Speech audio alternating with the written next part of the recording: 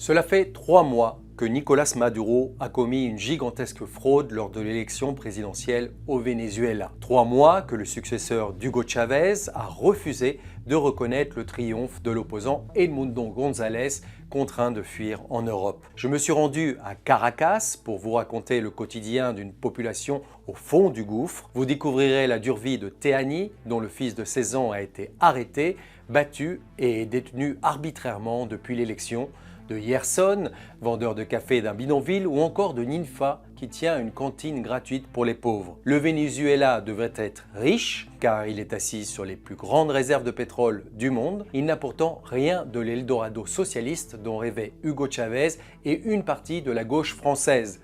La très forte inflation mine le pouvoir d'achat, les services publics, les hôpitaux, les écoles, les universités sont dans un état désastreux.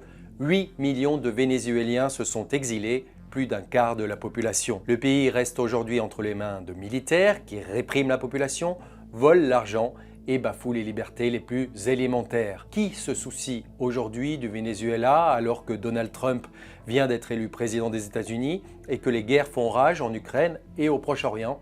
Le Point qui vous propose sur 6 pages une plongée dans l'enfer de Caracas.